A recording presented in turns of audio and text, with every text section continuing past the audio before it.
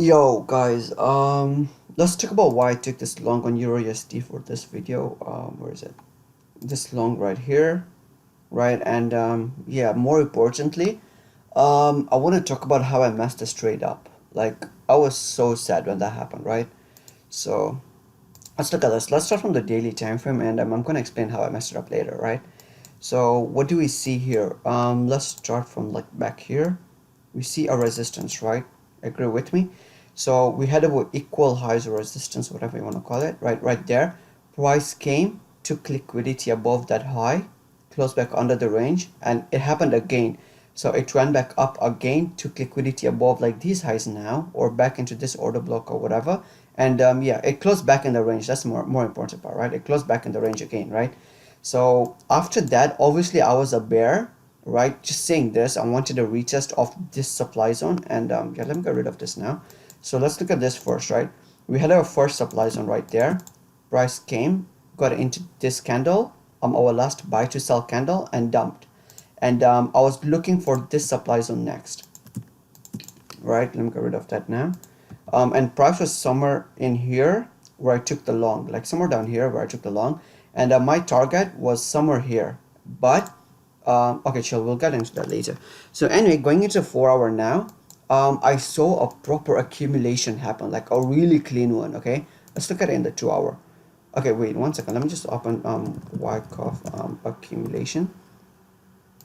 So this is what I was looking at. Obviously you wouldn't see something as clean as this. Like, it's very rare to see as something like so clean like this one, right?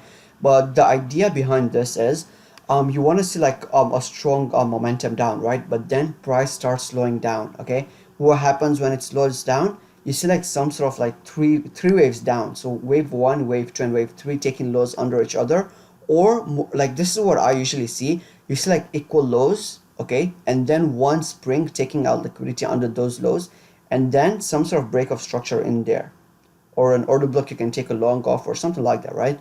So this is exactly what I saw here. So going back to EURUSD, where's my brush tool? Okay, we saw a low right there, right? Yeah, okay, so you see a strong momentum down, and then you see a low right there, and then you see another low right there, and a third one right there, and then a break of structure. So I didn't take my trades in any of these. I waited for the break of structure. Sure, I'm gonna go.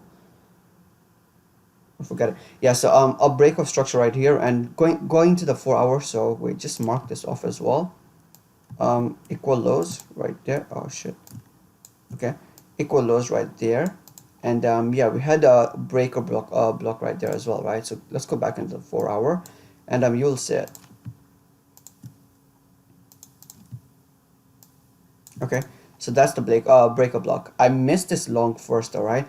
So price came down, we saw a strong bull candle, consolidation, again a strong candle, and yeah, so we had our equal lows right there, and price came, took out those equal lows into this order block then, and then came back up. So I missed this initial long, right? Let me get rid of this now.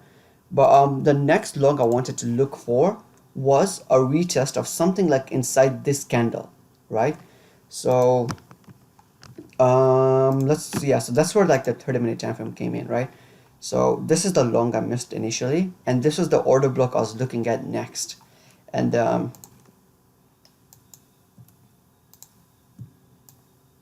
okay, that's the order block I was looking at next, right? And what you would like, I had confluence from the 45 and the 1 hour time frame. So looking at the 45-minute time frame, this was the last candle right there, right? The last candle right there. And in the 1 hour time frame as well, same thing, right? So the last candle and then an engulfing, and yeah, this was the long that I missed. That was the breaker block right here. So yeah, like just this one zone right there had a proper confluence for me, right? So I took a long on the 30-minute time frame on the candle open. So if you look at this, the price is exactly at the candle open. Okay, and the stop loss, I had a 6 pip stop loss, which is just by the low of the candle. Right there, a 6 pip stop loss. Okay, which is just like slightly like 0 point something pips under the low of the candle, right? So a 6 pip stop loss there, and let's identify our targets now. This is where I actually messed it up, and I let like greed come over, right? It's been a while since I let like emotions come over me, but yeah, this was a proper lesson and I deservedly like deserve it. Sorry. Sorry about that. So anyway, so where's our targets now? This was a lower time frame accumulation, so between like an intraday time frame, like the hourlies, so 1 to 4 hours. So where's my significant highs now? One's right there, right? And the next one's right here. Agree?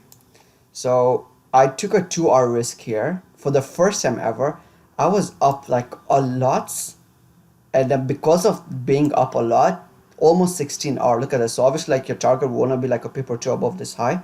So because of that, I was like, nah, I'm just gonna let it run and see where I can go to, right?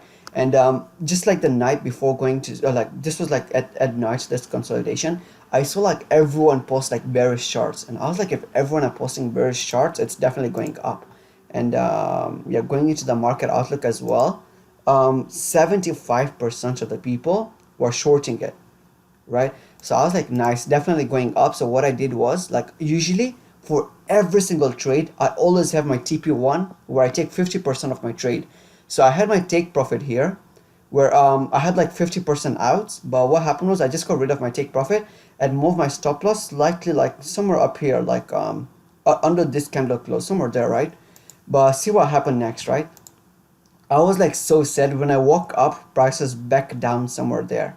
And yeah, I was like, now either like just break me out at my stop loss, or go back up. Like I was so mad, right? But wait, let me get rid of the replay mode now. See what happened. We sniped our entry. We could have sniped our take profit, but because of freaking grid, bro, I messed it up. And yeah, I got out at like, it was like 1.5 or 2 hour, even though it's a profit, but 16 hour and worse like 1.5 hour. Like that's proper sad, right?